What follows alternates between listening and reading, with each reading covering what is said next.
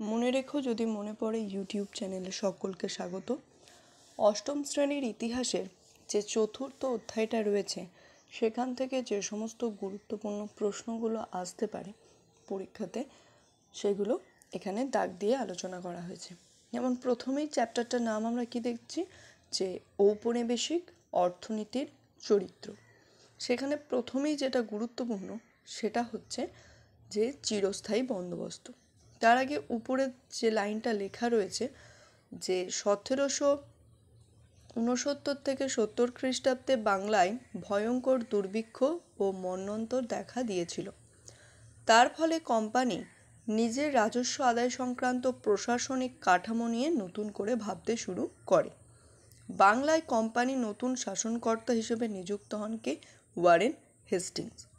1772 খ্রিস্টাব্দে রাজস্ব আদায়ের জন্য ইজারাদারি ব্যবস্থা তিনি চালু করছেন। এটা একটা শর্ট কোশ্চেন হতে পারে যে কে সর্বপ্রথম ইজারাদারি ব্যবস্থা চালু করছে, সেটা হবে ওয়ারেন হেস্টিংস এবং কত সালে? 1772 সালে।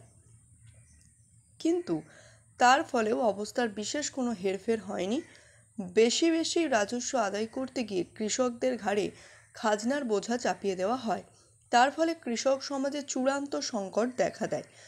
1784 খ্রিস্টাব্দে লর্ড কর্নওয়ালিস রাজস্ব সংক্রান্ত প্রশাসনকে নতুন করে গড়ে তোলার উদ্যোগ নেন এবং তিনি সর্বপ্রথম 1793 খ্রিস্টাব্দে রাজস্বকে সঠিকভাবে পরিচালনার জন্য যে প্রকল্পটা গ্রহণ করেছিলেন সেটাই হচ্ছে চিরস্থায়ী বন্দোবস্ত।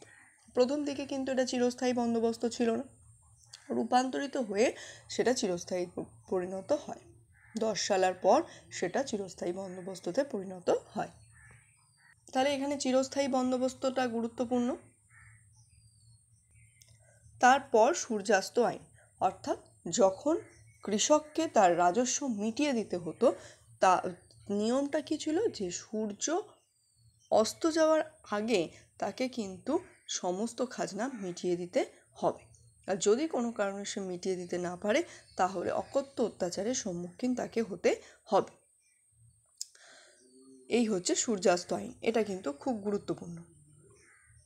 এখানে আমরা তারপরেই একটা রাজস্ব সংক্রান্ত আর একটা বন্দোবস্ত দেখব, সেটা হচ্ছে রায়তবাড়ি বন্দোবস্ত, যেটা দক্ষিণ ও দক্ষিণ পশ্চিম ভারতে লক্ষ্য করা গিয়েছিল। পরবর্তী রয়েছে মহলারি বন্দোবস্ত। মহল কথাটির অর্থ হলো কয়েকটি গ্রামের সমষ্টি, ফলে মহলারি বলতে আদতে গ্রাম ভিত্তিক বোঝানো হতো। গ্রাম ভিত্তিক যে রাজস্ব আদায় সেই বন্দোবস্তই হচ্ছে মহলারি বন্দোবস্ত। উত্তর ও উত্তর পশ্চিম ভারতে বিস্তীর্ণ এলাকায় এই ভূমি রাজস্ব আদায়ের ক্ষেত্রই হচ্ছে মহলারি বন্দোবস্ত। এটাও কিন্তু একটা গুরুত্বপূর্ণ প্রশ্ন। তারপর কৃষির বাণিজ্যিক রূপায়ণ আমরা দেখব, কিভাবে কৃষির পরিবর্তিত রূপ হচ্ছে এবং সেটার কিভাবে পরিবর্তন ঘটছে। এবং নিচে আমরা একটা পেন্সিলে দাগ দেওয়া আছে, দেখতে পাচ্ছ যে এখানে অগ্রিম অর্থ দেওয়া হতো, যাকে আমরা দাদন বলতে পারি। প্রশ্নটা আসতে পারে যে দাদন কথার অর্থ কী, তখন বলতে হবে অগ্রিম অর্থ, অর্থাৎ চাষবাস করবার জন্য মহাজনের কাছ থেকে অগ্রিম অর্থ নিয়ে তারা চাষবাস করতে পারত কৃষকের। তারপর আসামের চা বাগান ও শ্রমিকদের কী কী অধিকার, তারা কীভাবে বঞ্চিত রয়েছে এটি। তারপর অবশিল্পায়ন, শিল্পের কীভাবে অবনমন ঘটলো, কিভাবে দেশীয় শিল্পের অবনমন ঘটে বিদেশি শিল্পের বিকাশ ঘটছে, সেটাই বলছে অবশিল্পায়ন। আচ্ছা, এখানে দুটো হয়ে গেছে, যাই হোক। এরপর হচ্ছে রেল ব্যবস্থা। রেল ব্যবস্থা কতটা গুরুত্বপূর্ণ আমরা জানি, আমাদের দৈনন্দিন জীবনে রেলের অবদান কতটা। তবে তৎকালীন সময় 1853 খ্রিস্টাব্দে লর্ড ডালহৌসি সর্বপ্রথম এই রেল ব্যবস্থাটা গড়ে তোলবার একটা প্রকল্প স্থির করছেন এবং তিনি গড়ে তুলছেন বোম্বাই থেকে থানে পর্যন্ত, এবং ক্রমান্বয়ে সেই রেল ব্যবস্থার অগ্রগতি লক্ষ্য করা যাচ্ছে। সম্পদের বহির্গমনটা আমাদের করতে হবে। এই মোটামুটি চতুর্থ অধ্যায়ের মোটামুটি এই কোশ্চেনগুলো করলেই এটা মোটামুটি কভার হয়ে যাবে।